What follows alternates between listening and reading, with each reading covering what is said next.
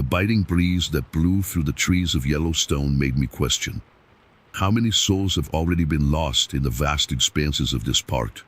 As a ranger, my job is to protect nature and the visitors, but at the same time, I feel a deeper, almost spiritual responsibility. With every step I take on the sacred ground of this place, I feel that the earth holds secrets that have never been revealed. What happened to those who disappeared? What leads someone to get lost among the majestic mountains and serene lakes? These questions hammered in my mind as I prepared for another day of patrol. The story I am about to tell is not just about a person who disappeared. It is about the connection we have with nature, the mysteries it hides, and the internal struggle we all face when confronting the unknown. My name is Alex, and my life changed on a day that seemed ordinary. I was a dedicated ranger, passionate about my work, and I believed I had seen everything nature had to offer. But nothing could prepare me for what was about to happen. It was a sunny September day, and the park was filled with tourists. The trail I followed, Mystic Falls, was one of the most popular. The sound of falling water and the fresh scent of vegetation were a relief to the soul. But as I walked, I noticed something peculiar. A group of people had gathered around an area cordoned off with tape. My chest tightened as I realized there had been a disappearance. Something I had feared but knew could happen at any moment. The name of the missing person was Sarah, a young woman in her early 20s, full of life and dreams. What struck me the most was learning that she was alone that day. A search was immediately organized, but as the days passed, hope began to fade. The rescue team, composed of other rangers and volunteers, worked tirelessly, but there was no sign of Sarah. Despair began to take hold, not only of those who loved her, but also of me, a stranger who had never known her. The nights became long and restless. I couldn't sleep, tormented by the idea that while I slept, Sarah could be in danger. The park, which had once been a place of beauty and serenity, now felt like a labyrinth of shadows and despair. With each passing day, I felt more connected to her story, as if somehow I was responsible for her. The pressure mounted, and I knew I needed to do more. I decided to investigate on my own. While the rescue team focused on the more obvious areas, I turned to the less explored places. There was a lesser-known trail called Blacktail Plateau, which wound through dense forests. I heard rumors that some people had spotted strange figures among the trees, but I had always dismissed those stories as mere myths. Now, however, I was willing to believe anything that could lead me to Sarah. That morning, I grabbed my backpack and began to ascend the trail. The sun shone brightly, but there was a feeling that something was not right. The forest seemed alive, whispering secrets I couldn't understand. As I delved deeper, a feeling of being watched began to envelop me. I remembered the stories I heard as a child about forest spirits and the belief that some people never leave certain places. Hours passed and the tension escalated. I needed to find some clue, something that would lead me to Sarah. But what I found was something much more sinister. A clearing opened before me, and there, in the midst of the trees, were marks on the ground, as if something had been dragged. The air was heavy, and a chill invaded my body. The silence was deafening. It was then that I saw her, not Sarah, but an indistinct figure among the trees, like a shadow moving quickly. My heart raced. As I approached, the figure vanished as if it had never been there. Something inside me screamed to turn back, but the determination to find Sarah overcame my fear. I continued to explore, and what I found was a diary, partially buried under dry leaves. The pages were yellowed and worn, but I managed to decipher some words. It was the diary of a woman who had disappeared years ago, describing strange experiences and visions of an entity that lured her into the forest. With each line, my fear intensified. What was happening there? There seemed to be a pattern of disappearances that no one seemed to notice. With the diary in hand, I returned to the base and shared my findings with the rescue team. Together, we decided to investigate the areas the woman mentioned having seen this entity. The The search for Sarah transformed into a quest for answers. And as the days passed, the connection between the disappearances became more evident. Something was wrong in Yellowstone, and I was determined to discover what it was. Finally, what seemed like an endless search began to take shape. We found more diaries, accounts of similar experiences, and the stories intertwined in a chilling manner. The park, which was a place of beauty, was revealing itself as a scene of despair and mystery. And amid all this, the hope of finding Sarah still burned within me. As the search continued, I didn't know if I was closer to finding Sarah or to losing myself completely in a labyrinth of terror and uncertainty. But one thing was certain: I would not give up. The truth was out there, hidden in the shadows of the forest, and I was determined to uncover it, even if it meant confronting the very ghosts that haunted me. The last words I wrote in Sarah's diary echoed in my mind. The forest holds secrets that not everyone is ready to face. I knew I was about to discover what really happened in Yellowstone, and with it, the fate of Sarah and many others could finally be revealed. I didn't know what to expect when I decided to delve deeper into the forest, but the feeling that something was watching me never faded. With each step, the trees seemed to close in around me, as if they were conspiring to keep me away from the truth. The diary I found had become an obsession, its worn pages calling me to a mystery I couldn't ignore. The words of the missing woman echoed in my mind, and the uncertainty of what had really happened in Yellowstone began to transform into an overwhelming pressure. That morning, I decided to seek help. What I needed were more eyes and ears, so I looked for my fellow rangers, including Jenna, a park veteran who always had a special affinity for nature. She was known for her keen intuition and her knowledge of local legends. When I shared my discovery about the diary and the reports of disappearances, her expression turned serious. "Alex, you're not talking about a simple coincidence," she said, her voice low. "These stories run deep. Long ago, the native inhabitants spoke of an entity that lured the unwary into the forest. They called it the shadow of the forest." The mention of the legend made my stomach churn. Jenna continued, "They say that those who are called by the shadow are lost forever, or worse, become part of the forest itself.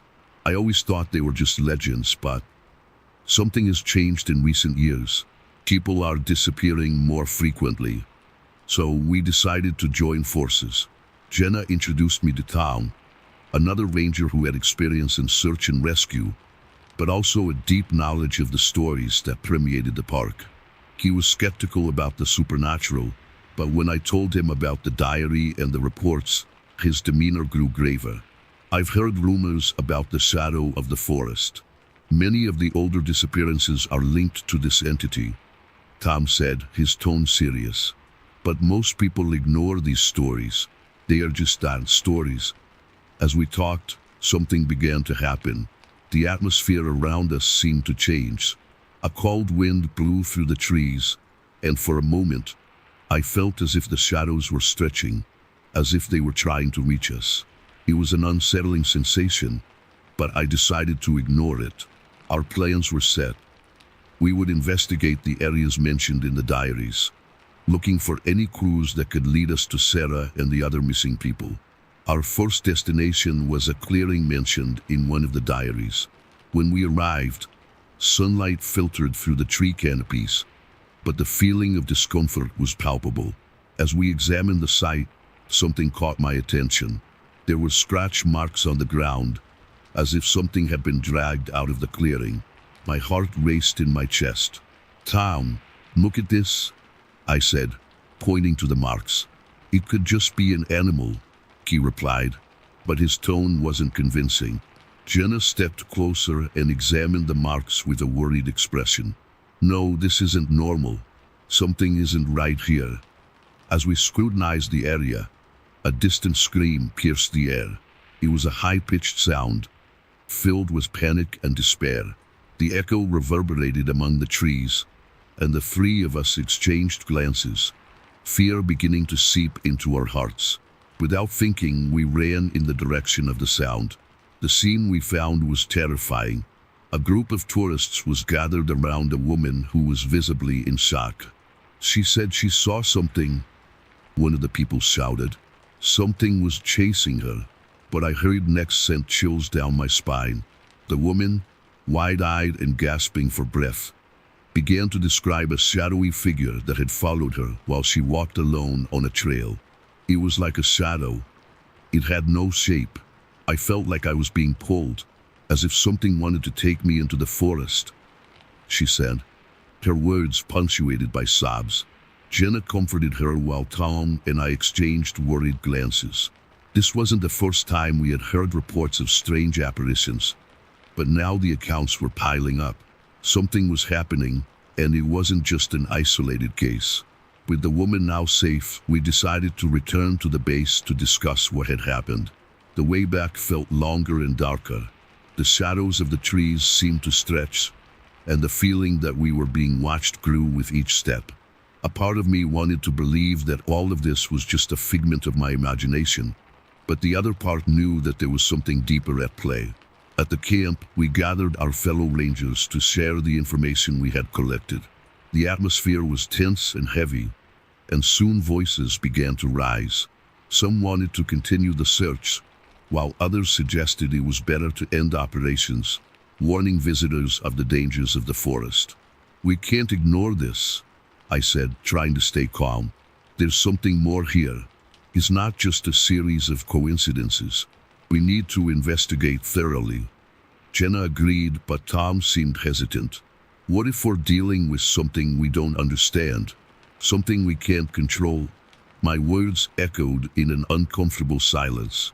The idea that the forest could be alive in some way, holding secrets that could devour anyone who dared to explore them, began to feel less like a legend and more like a terrifying reality.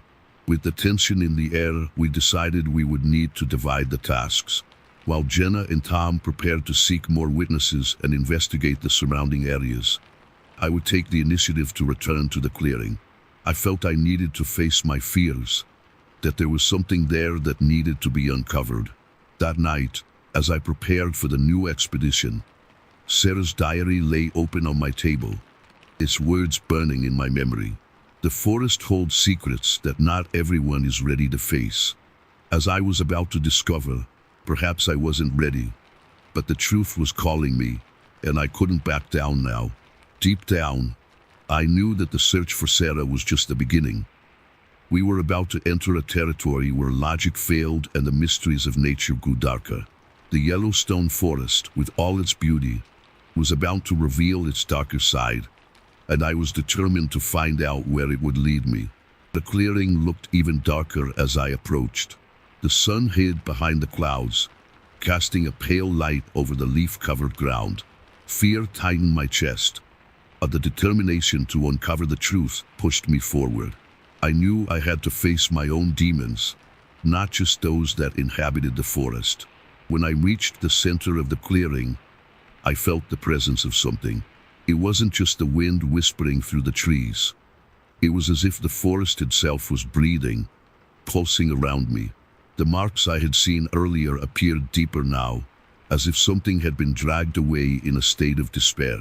The thought that there could be others, like Sarah, lost in the clutches of this dark entity filled me with deep terror. As I crouched down to examine the marks, a strange sense of déjà vu hit me, as if I had been here before. The idea made me tremble, and a wave of despair washed over me. I recalled a moment from my childhood when I had lost my way in a nearby forest. Just like now, there had been a presence moving in the shadows, but I didn't know it was the first time I felt truly vulnerable. The forest had a way of remembering us, of slipping into our thoughts and bringing forth old fears. What if the shadow of the forest was linked to that memory? What could I have possibly done to deserve this connection? I stood up, shaking off the feeling of helplessness, and decided to continue my search. Sarah's journal was now on my mind. Its pages felt more like a call than ever. With each step, the clearing became more oppressive, and I didn't know if it was fear or the forest that was suffocating me. It was then that I heard a whisper, a soft, almost hypnotic call.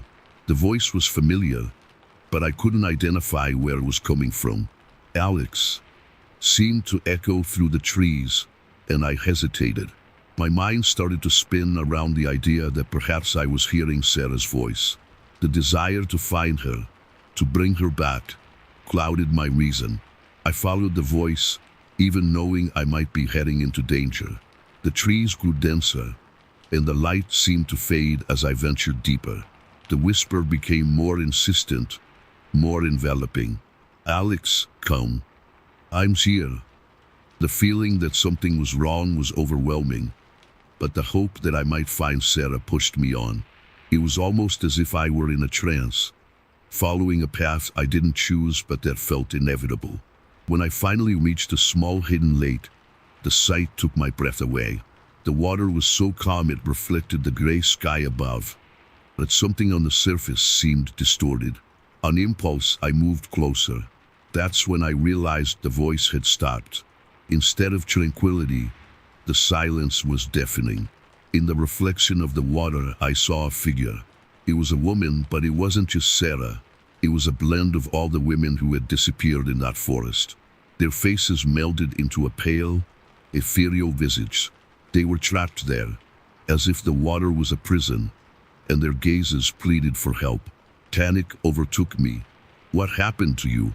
I shouted, but the only response was the echo of my own voice. In that instant, I realized I was in danger. The figure in the water began to rise, and the lake seemed to move as if it were about to swallow everything around it. Terror paralyzed me for a moment, and I understood what the shadow of the forest really was. It wasn't just an entity, it was a spell, a trap that fed off despair and loneliness. I needed to get out of there. The instinct for survival took over, and with a strength I didn't know I had, I began to run back to the clearing. The wind howled around me, and the trees seemed to move, as if they wanted to trap me. The feeling of being watched intensified, and each step I took felt heavier than the last. The shadows grew denser, and I wondered if it was just the darkness or if the forest itself was moving against me. The stories Jenna and Tom had told began to make sense. The shadow of the forest not only lured the unwary, it fed on us, on our memories, on our deepest fears. When I finally reached the clearing, despair accompanied me, and I knew I needed to find Jenna and Tom. But what I realized was that the campsite was silent, as if the forest had swallowed them all. My heart raced, and the feeling that I was alone in this fight became unbearable. What had I awakened? The shadow of the forest was not just a legend. There was a terrifying reality that was about to reveal its true power. In that moment, I knew the fight was not just for Sarah or the lost souls. It was a battle for my own sanity and survival. The forest had called to me, and now I was about to discover what it truly meant to be part of its mystery. What had once been a quest for answers was now becoming a struggle for life. Adrenaline surged through my veins as I looked at the clearing, now devoid of any signs of life. The silence was oppressive, and the darkness seemed to deepen, as if the forest were closing in around me. I knew I had to act, but confusion and terror paralyzed me. Where were Jenna and Tom? I couldn't be the only one, not after everything I had faced. It was then that I heard a crack, as if something had broken around me. I glanced quickly behind me, and a shadow moved between the trees. My heart raced. It was the shadow of the forest, I was sure of it. What had once seemed like a legend told around the campfire was now materializing before me, and I realized there was not just one spirit wandering around, but something much more insidious. I was not alone. The thought struck me like lightning. What lurked in the shadows was not just an oppressive force. It was a conscious presence, a predator that fed on fear and confusion. I tried to calm myself, but the gasping breath and rising panic became an overwhelming weight. That's when I saw a soft glow to my right. I tore my eyes away from the darkness and, hesitantly, moved toward the light. As I got closer, I realized it wasn't just a simple light, but an object, a vintage lantern, covered in moss, as if it had been there for decades. When I picked it up, I felt a wave of energy course through my body. It was as if the lantern were alive, pulsing in my hands. Looking closer, I noticed something engraved on one of the sides. Symbols I didn't recognize, but that seemed to move with a life of their own. A sense of familiarity hit me. I had seen those symbols before, in the pages of Sarah's journal. What did they mean? What could this lantern do? As I examined the lantern, a new perception formed in my mind. What if, instead of fleeing from the shadow of the forest, I could confront it? What if this lantern was the key to unraveling not just what happened to Sarah, but to all the lost souls? The idea gave me courage. I needed to find Jenna in town, and this lantern could be the answer. With a renewed purpose, I began to call for them, my voice echoing in the clearing. Jenna, town, where are you? Nothing. The silence was almost deafening, but I didn't give up. I kept calling, and to my surprise, the lantern began to glow brighter as I spoke. Warmth radiated from it, and the shadows around me seemed to retreat, as if the light had some power over the darkness surrounding me. Then, I heard a whisper, but it wasn't Sarah's voice. It was a voice I knew well, but it sounded different, distorted. Alex, you shouldn't have come here. It was Jenna. My heart leaped. Jenna, where are you? I shouted, hope swelling in my chest. We're here, Alex, but you need to understand. The shadow is not what it seems. It feeds on us, but it also protects us from something much worse. Confusion washed over me. What do you mean? What is happening? You need to see for yourself. Jenna's voice faded, but the lantern began to glow even more intensely. The light pulsed, and suddenly an image started to form on the surface of the water of the lake I had found earlier. What I saw froze me in horror. It was a lost city, not much different from mine, but shrouded in mist and shadows. The streets were empty, and the houses looked like ruins, covered in vegetation. And in the center, a dark and imposing figure. The shadow of the forest was not just an entity that fed on lost souls. It was a guardian, a sentinel of a power far greater that was about to be unleashed. I realized that the forest not only captured but also protected. What lay beyond the shadow was something that should never see the light of day. Alex, you need to leave. Jenna's voice echoed again, but now it was more distant, as if she were being pulled away. The lantern. It can protect you, but you must go now. I understood that it wasn't just my life at stake, but that of everyone who had entered that forest. The shadow of the forest was not just a myth. It was a warning. If I didn't manage to escape, I could be the next to vanish into the clutches of that entity. The light of the lantern illuminated my path as I ran back through the forest, the trees closing in behind me as if trying to trap me. The echo of Jenna's voice still resonated in my mind, and I knew the truth was closer than I thought. Not just a fight for survival, but a race against time to prevent something far more terrifying from being unleashed. The forest roared around me, and the shadow grew denser, more menacing. I knew I had to act fast. The twist had changed everything, and now the real battle was about to begin. The adrenaline still pulsed through my body as I ran through the forest, but now there was something more, a growing sense of despair. Jenna's voice echoed in my mind, her warning resonating like an alarm bell. The shadow is not what it seems. What did that mean? With every step, the forest seemed to come alive, more oppressive, as if it were reacting to my presence. The trees leaned, the branches reached out, and the whispering of the wind sounded like a distant lament. The lantern in my hand pulsed, its almost magical light illuminating the path ahead of me. But as I ran, the darkness seemed to stir, as if the shadow itself were aware of my escape. I felt as if I were being watched, that something malevolent was drawing closer. Jenna, Tom, I shouted again, but the only response was the echo of my own voice lost among the trees. Frustration and fear melded into a tight knot in my stomach. I couldn't let them be in danger. But what more could I do? The lantern seemed like the only source of hope, but it was also a puzzle. What did those symbols mean? How could they help me? As I ran, I remembered Sarah's notes. She had mentioned a ritual, a way to appease the shadow, but I wasn't sure what that entailed. What if the lantern was the key to that ritual? But at what cost? Sacrifice might be the only way to save Jenna and Tom. But what if it meant condemning myself? Doubt paralyzed me for a moment. What was I really willing to do? What had I done so far? Every decision I had made seemed to lead me to this moment, and I didn't know if I had the courage to see it through. The fear of losing Jenna and Tom mingled with the fear of what the lantern might demand of me. What was I willing to sacrifice? It was then that I realized the lantern began to glow more intensely when I thought of Jenna and Tom, as if the light were responding to my despair.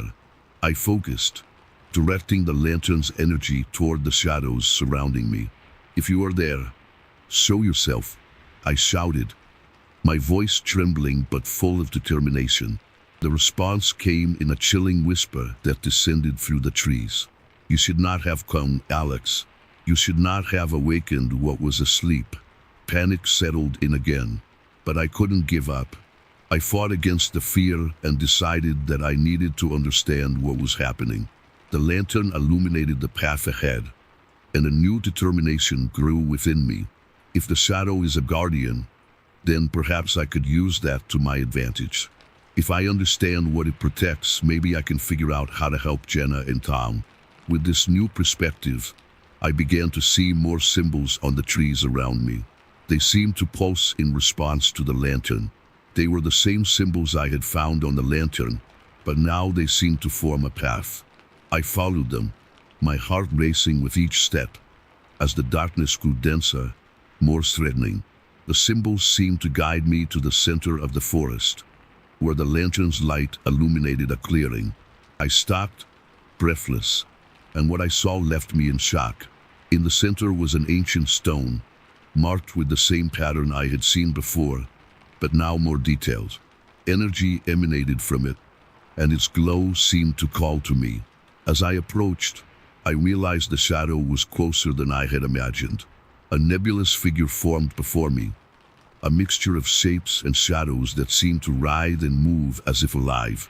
It was a being of pure darkness, and its eyes shone with ancient, profound knowledge. "You do not know where you seek, Alex," the shadow whispered, its words like a distant echo. "You wish to understand, but the truth is a heavy burden. You may want to save your friends, but it will come at a price." "I am not afraid," I shouted, but my voice sounded weak, as if I were trying to convince myself. "If you are the guardian, then tell me how I can help Jenna and Tom." The shadow leaned closer, and the symbols on the stone began to shine with an almost blinding intensity. "To save those you love, you must offer yourself. Only then can the protection be restored. Only then can the lost souls find peace." Those words pierced me like a sharp blade. What the shadow was asking for was the sacrifice of my own essence. I hesitated. Sacrificing myself to save Jenna and Tom? The idea was terrifying, but at the same time, something within me ignited. What more could I do? This was what I was willing to do for those I loved. But before I could respond, the lantern began to glow even more intensely, and the shadows around me started to writhe erratically. The shadow became more threatening, and I realized that time was running out. Jenna and Tom's voices were fading, and I needed to act quickly. The light of the lantern pulsed with an energy that seemed to connect to the stone. If I could channel that energy, maybe I could reverse the shadow's effect. But what would that require of me? I wasn't sure I could control that force, but I had no choice. With a primal scream, I raised the lantern and pressed it against the stone. The light intensified, and the symbols shimmered as if they were gaining a life of their own. A strong wind began to blow, and the shadow writhed as if resisting something greater. "No, you can't," the shadow screamed, and the darkness around me grew thicker, as if closing in on me.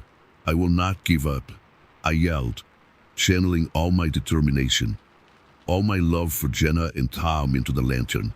The light exploded in a blinding radiance, and the shadow let out an agonizing scream. What I was doing was dangerous, and I didn't know if I could control the force I had unleashed. But the only thing I knew was that I had to try.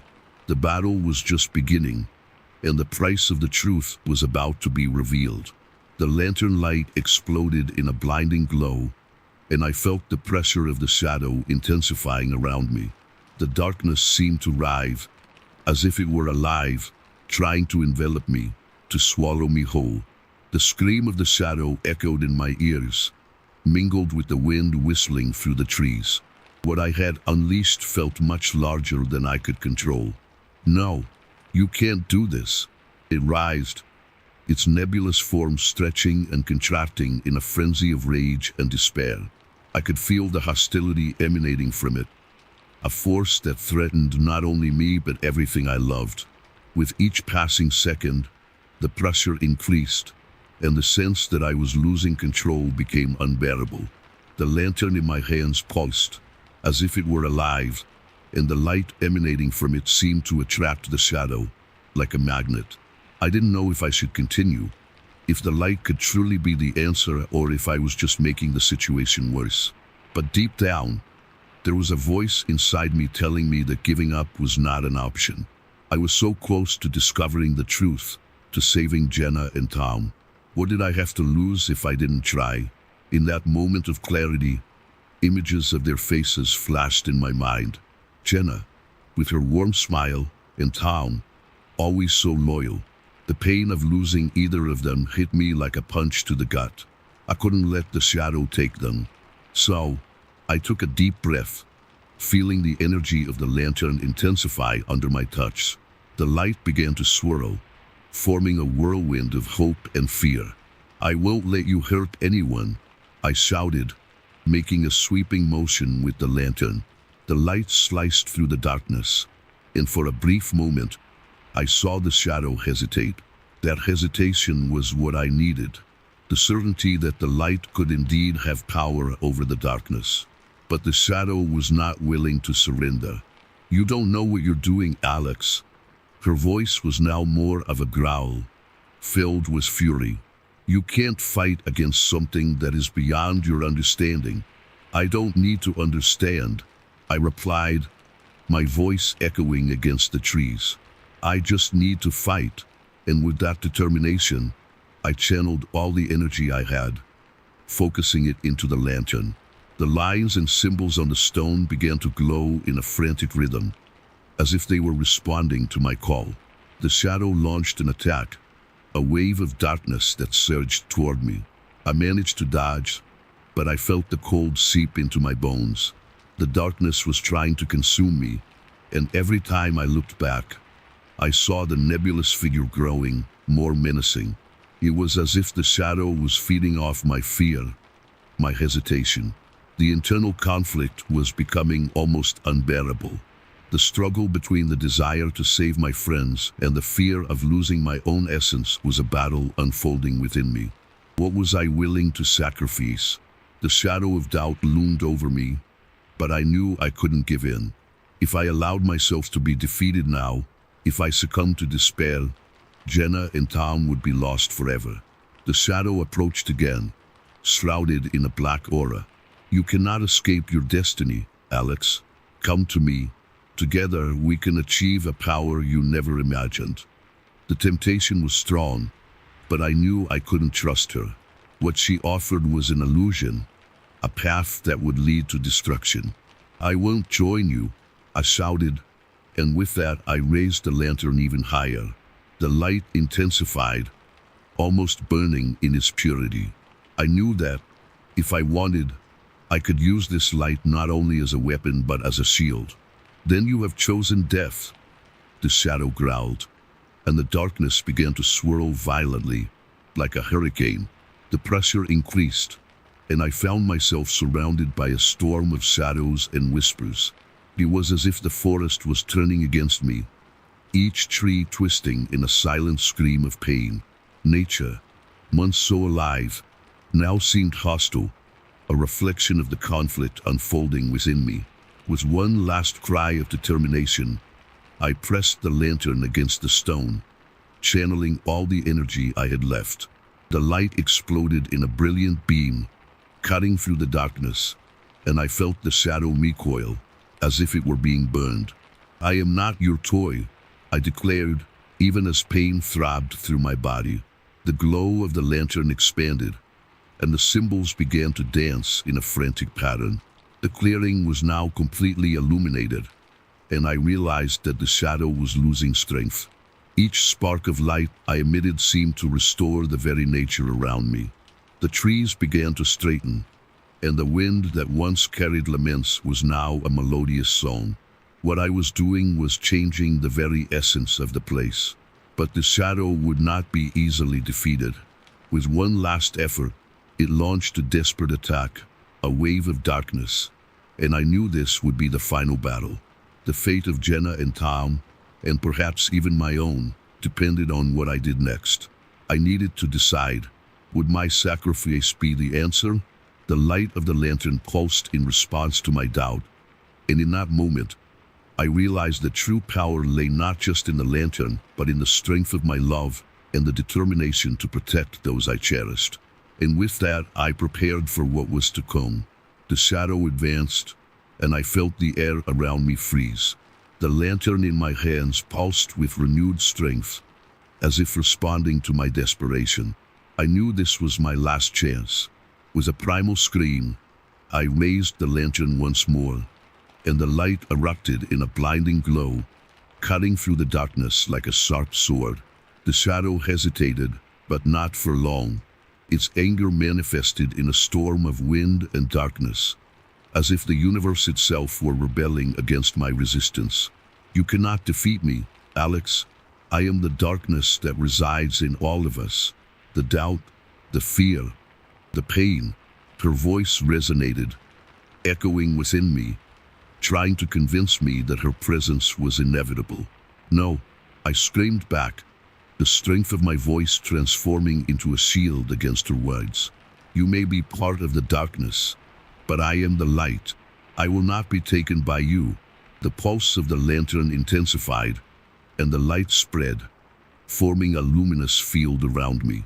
The shadow launched an attack, a wave of despair and darkness that seemed intent on swallowing me whole. I braced myself, feeling the energy of the lantern flow through me.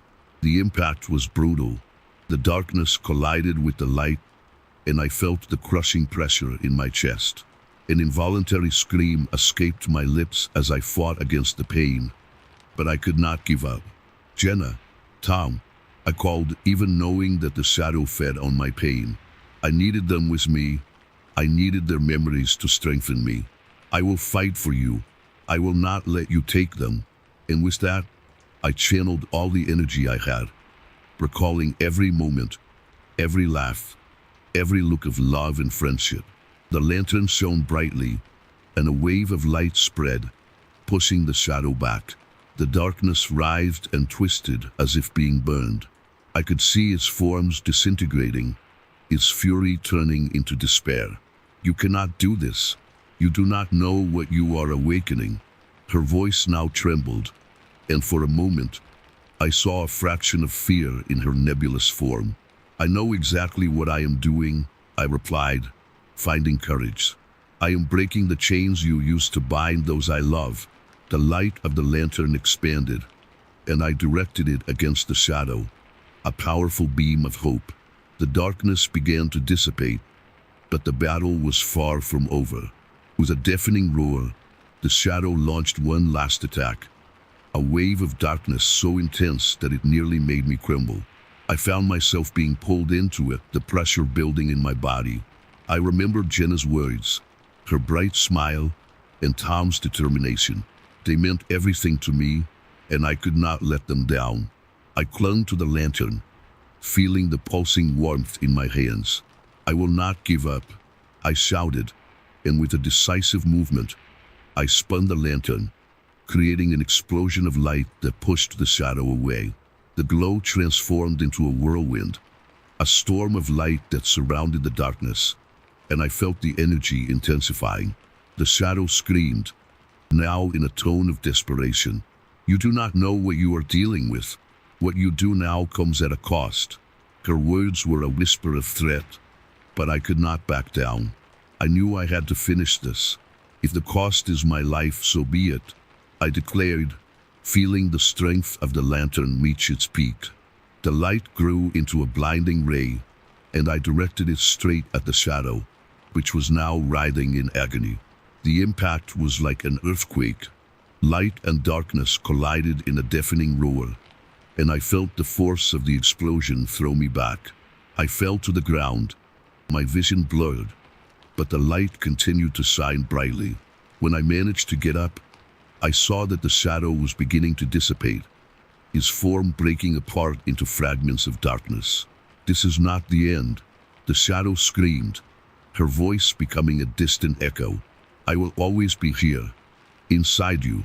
And with that, she vanished, leaving only a remnant of darkness in her wake. The clearing was now illuminated, the trees rising again as if recovering from a long nightmare.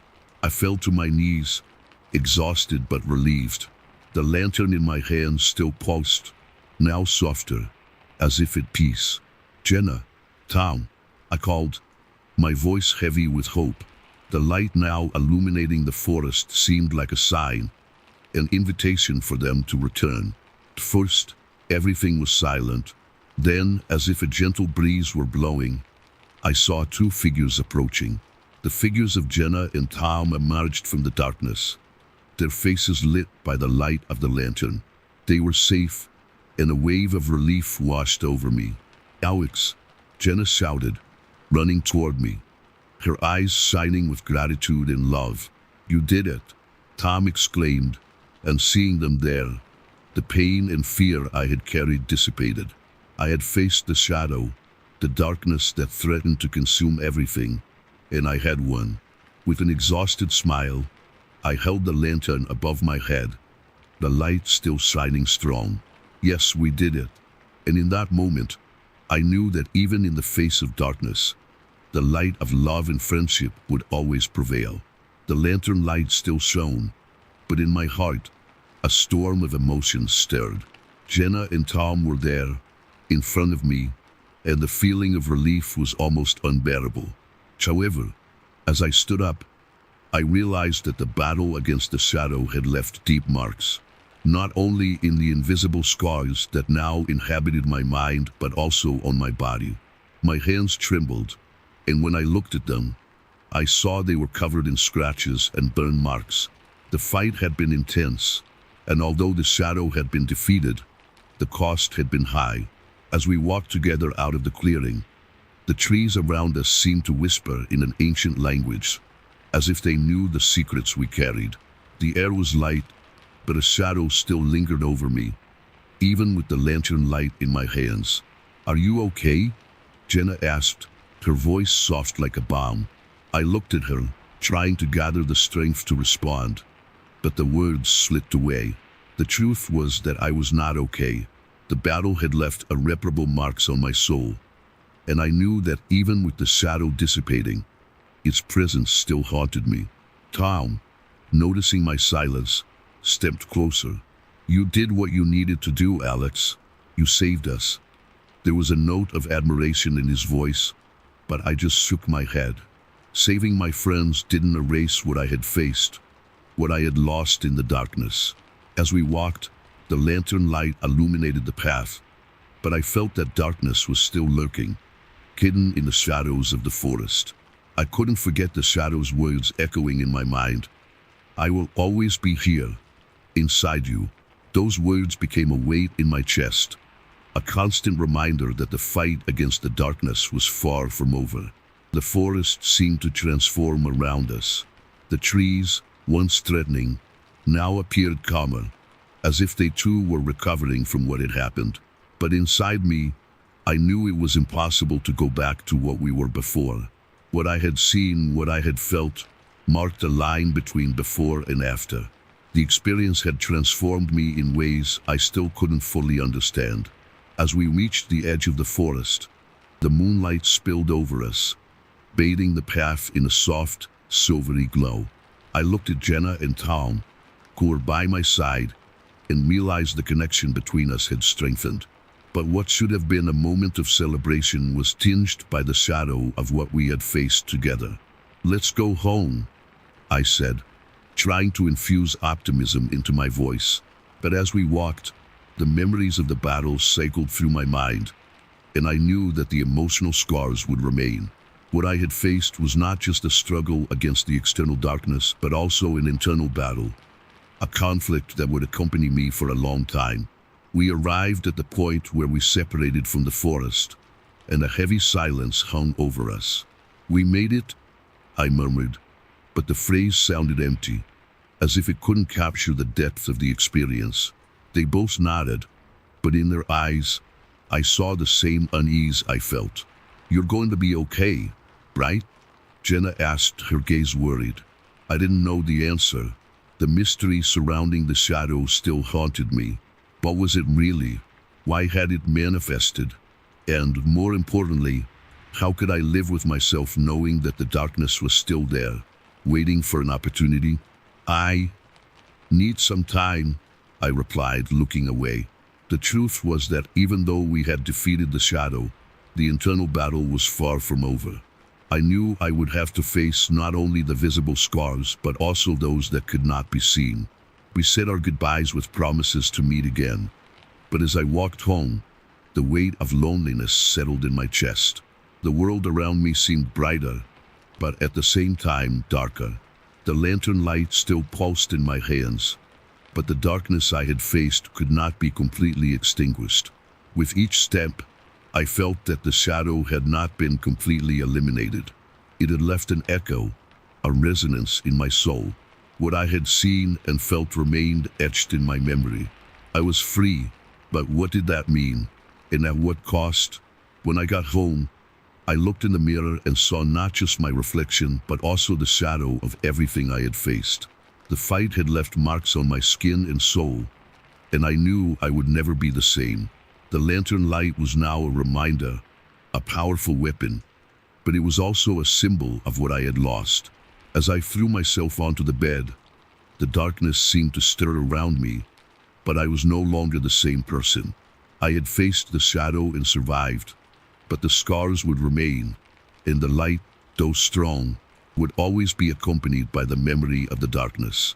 And so, I fell asleep, knowing that while the fight might have ended, the internal battle was just beginning. As the night wrapped my house in a cloak of silence, a strange feeling settled within me. I lay in bed, but sleep did not come. What I had faced in the forest still echoed in my mind, like a disturbing mantra. The shadow was not just an external entity. It represented everything I feared, all the insecurities I had accumulated throughout my life.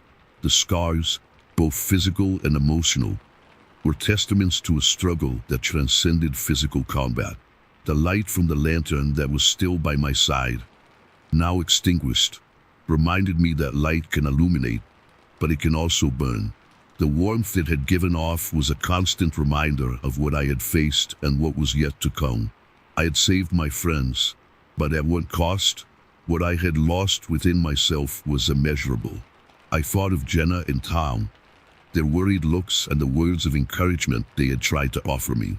They saw what the shadow had done to me, and, although they did not know the depth of the pain I felt, they were willing to stand by my side. But at the same time, I felt an invisible barrier between us. How could I explain to them that, despite being physically present, a part of me was still fighting in the shadows? How could I share the burden that now weighed on my shoulders?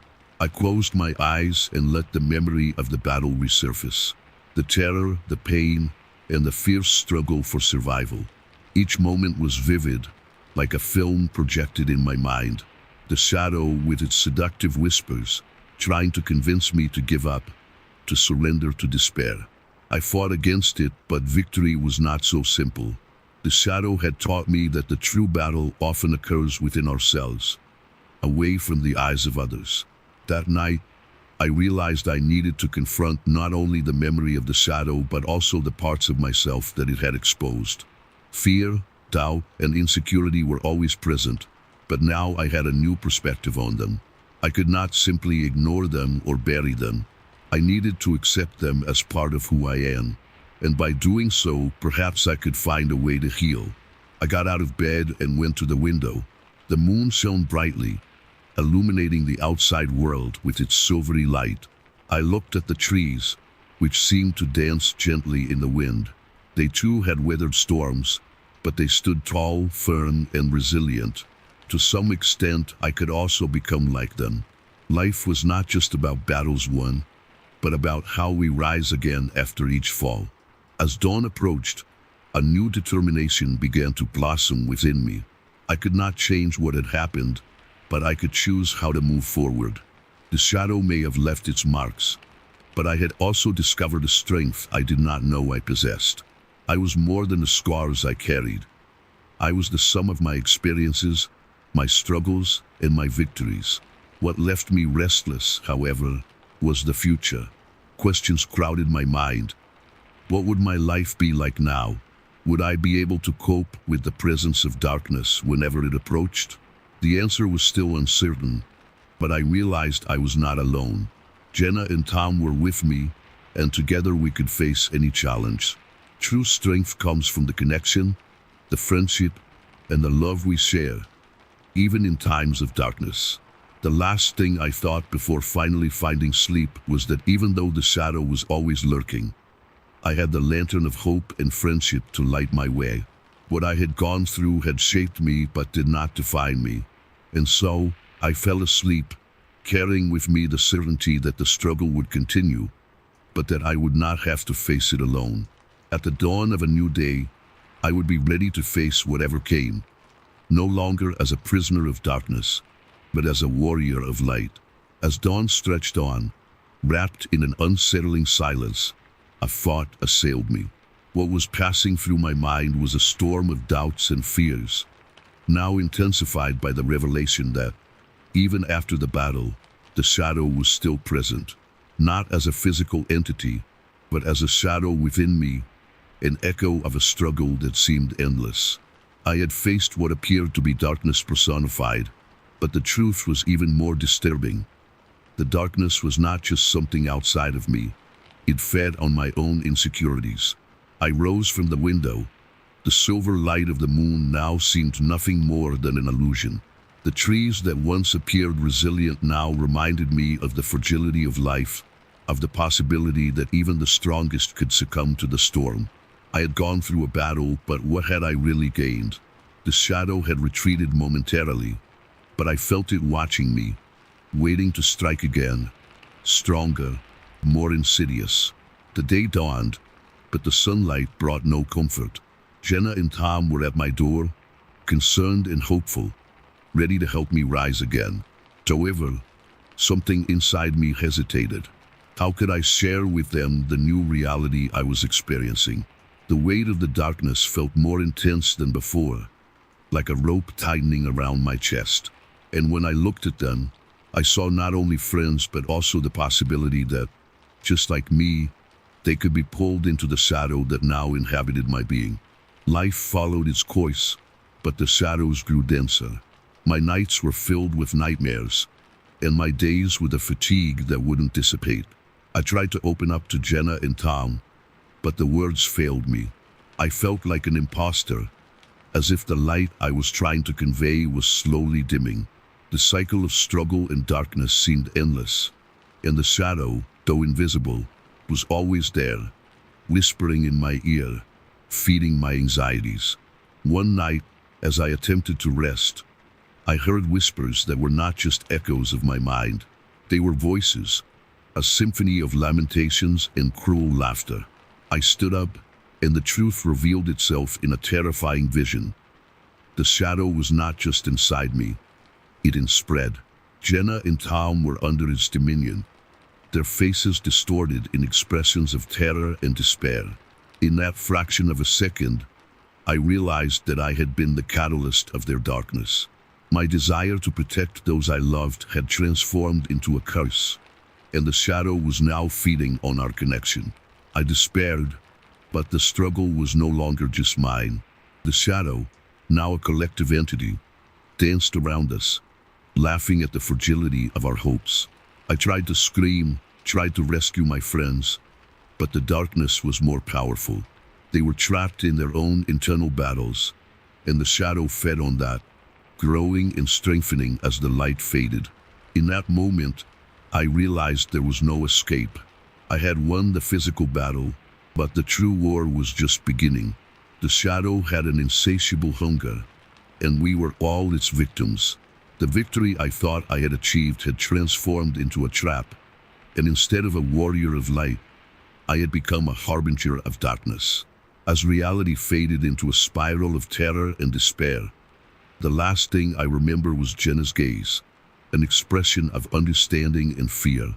What I had saved had become what I had condemned, and the shadow, now an inseparable part of me and everyone around me, reveled in our defeat. I had fought to be strong, but true strength had revealed itself to be an illusion. What remained were echoes of distant laughter and the certainty that the battle would never end. The darkness had won, and the light that once shone on our path had now become a distant memory, suffocated by the weight of the shadow. If you have ever felt the presence of a shadow in your life, or if darkness has ever tried to consume you, share your experience in the comments. Together, perhaps we can find a way to confront the shadows that dwell within us. But remember, the struggle is real, and darkness may be closer than you think. Don't wait to act. The light you hold may be the only thing that saves us.